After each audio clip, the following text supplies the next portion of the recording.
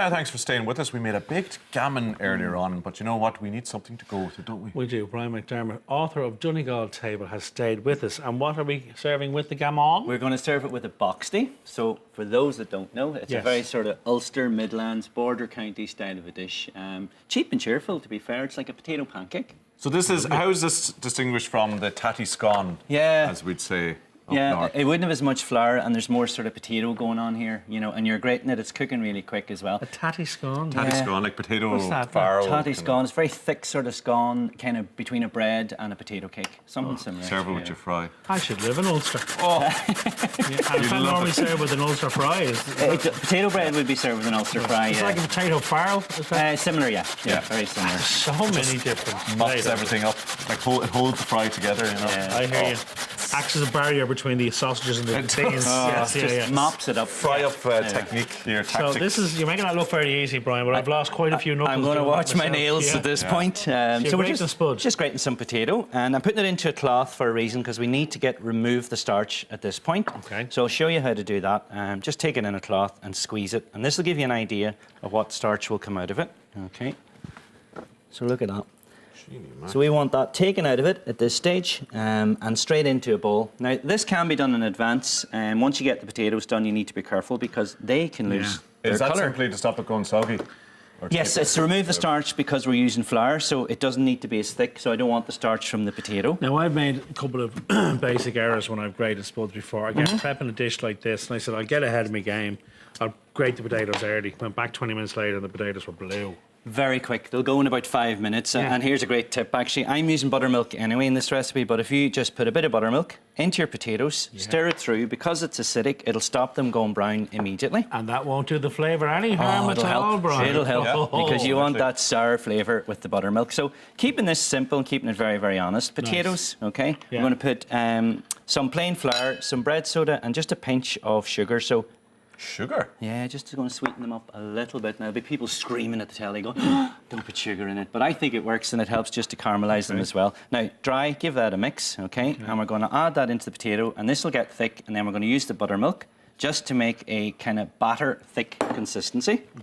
And stir that just for a minute or two. And we'll pop this recipe up on the website, Brian, so people can follow it and try it for themselves. Exactly. See if the sugar works. That's what it's all about, isn't it? Well, that's what cooking should be about in general, because, you know, recipes are a guide and there's something to be passed on. I mean, this has been around for generations and generations. And if you look at it, it's not lavish ingredients, you know, it's the basics. Yeah. Everyone had flour. But that's the premise of the book as well, Brian. It's the Donegal table. It's recipes that have been passed down, and you're passing it, because you're cooking with your daughters now. Absolutely. And I mean, I learned to cook, everybody learned to cook from their parents, grandparents. So if we don't pass it on, I think we've an obligation, because, you know, as dads, we have to pass it on, because there'll be another forgotten generation. Well, the dishes will die. They will die. They'll go. And they'll be putting screens in the oven, because they'll be good for nothing else other than the lovely front of a social screen. Commentary as well. For So what sort of consistency are you looking for? Yeah, you're looking sort of it? that it's going to drop off like that, just with a bit of agitation. So now you can leave that sit, but if you walk away from that, that will get quite thick, because what's happening is the starch is starting to work in there. And you want a non-stick pan and a bit of oil. I've used some rapeseed oil. And I'm going to put a knob of butter into that as well. Why? Because it's absolutely beautiful. Exactly. Yeah, exactly. It's just gorgeous. Why not?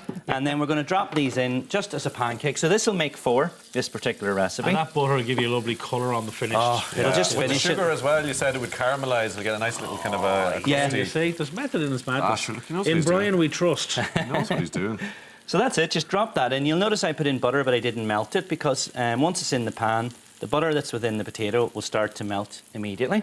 Very good. Okay, so about 3 minutes or so on each side, and then what I tend to do is just to pop them into an oven just for a few moments. Now, don't worry too much about those sticking at this point, because, again, particularly us men, we love to just start agitating that now and start moving them. Yeah, start poking and fussing messing around. with it. But you don't want to do that. You just want to leave those alone, and basically they'll start to cook up. So when do you serve this? This can be a lunch. It's traditionally a breakfast-based product. And personally, if you had a nice runny egg with the ham from this morning. Do you remember that 3 kilo of ham we cooked this morning? The 2 kilos that he ate. That's literally what's left. Yeah. Tommy, seriously, you had about 2 kilos, didn't you? It was good, Brian. Yeah, well. That's a compliment. Did they not feed you on your holidays, no?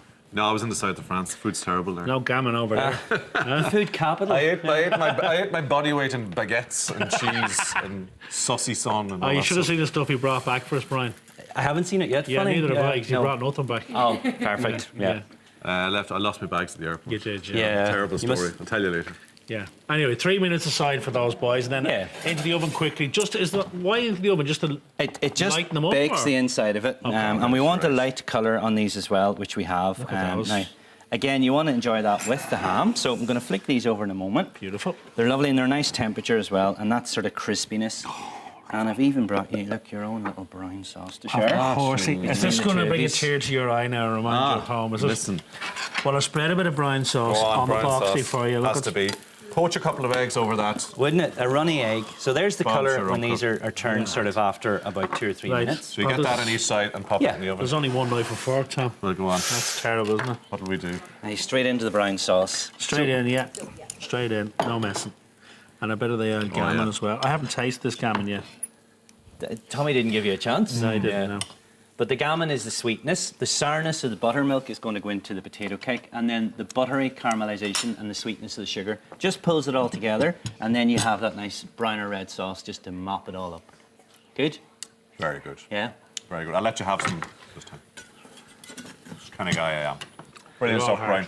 Enjoyed that this morning. Don't forget, all today's recipes are on our website or in Brian's book, Donegal Table, or you can just call him into him in the Foyle Hotel to try everything for The yourself. Boxty is a perfect foil for the ham. See what I did there? Very good. Huh? Still to come, legendary actor, comedian, entertainer Pat Short on his latest stage triumph. Stay with us.